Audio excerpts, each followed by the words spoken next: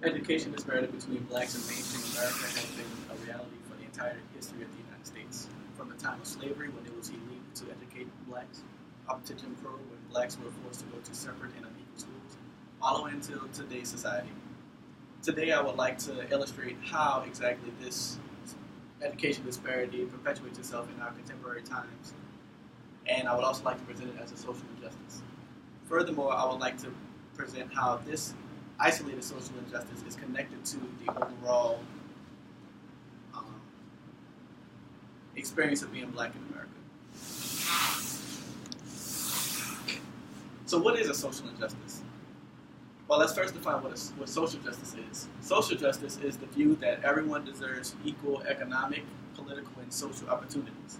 So a social injustice would be the opposite of that, as in somehow these opportunities are declined to a group of people.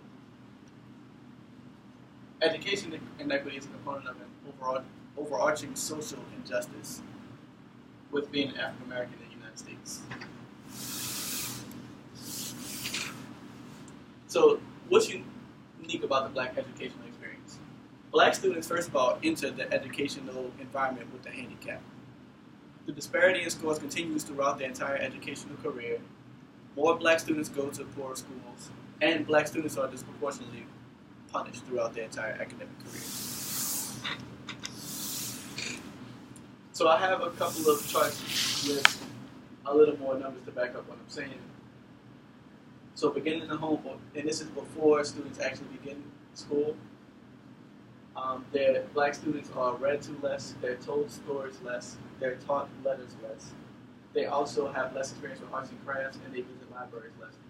All of these activities are fundamental to building a good educational foundation. So by the time they get to kindergarten, they are less prepared for school than their mainstream counterparts. And the cause of this discrepancy is mostly less educated and less available parents. Black parents don't attain the same level of education as, for example, white parents do on average. This leads to them being less available. So they have to work more when they're working. Or as I'll illustrate later, they're often incarcerated more. So, and also once they get into the formal education environment, they have an inferior education. So this chart shows that black students have less access to the full range of math and science courses than their mainstream counterparts. And this discrepancy perpetuates itself in their scores throughout their entire schooling career.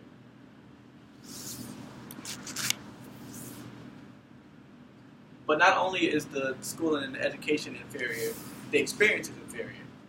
Black students face hardship more in school. School is not as fun of a place for black students.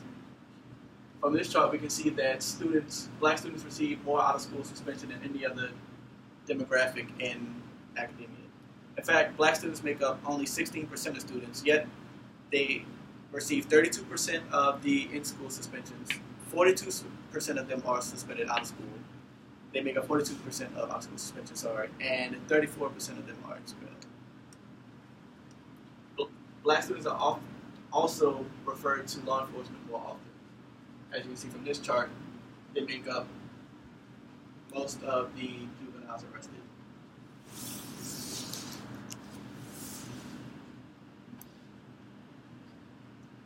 So that may be a sad fact, but what is the overall impact on everyone's lives? If you're not a black student, does it really matter to you?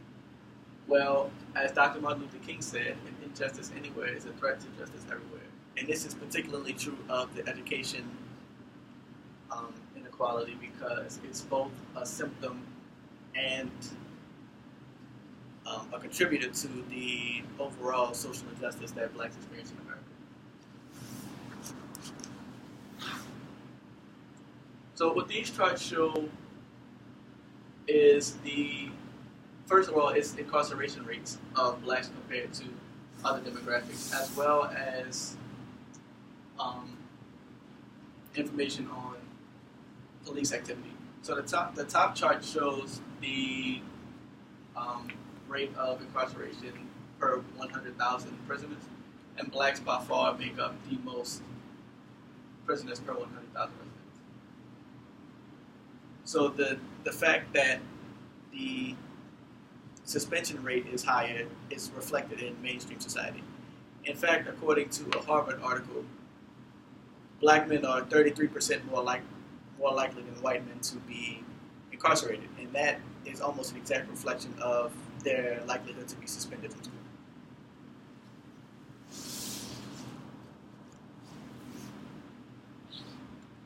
And as stated before at the beginning of the presentation, black parents are often less educated, work more, and are also incarcerated more. But if one corrects for the educational gap, the discrepancy decreases majorly. So the chart on the upper left shows crime outcomes between blacks and whites, and in the dark blue, that's the raw data. That's uncorrected for any type of educational achievement. And then the light blue is when the stats are corrected for education level. So consistently throughout crime outcomes, economic outcomes, and health outcomes, once education is corrected for, then the discrepancies shrink drastically. So what does this mean? Basically, it means that education is a huge contributor to the discrepancies we see in mainstream America. So it's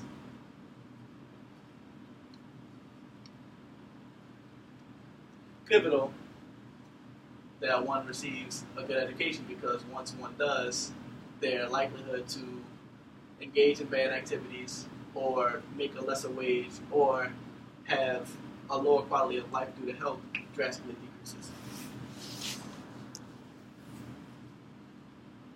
So in conclusion, a racial education disparity definitely exists.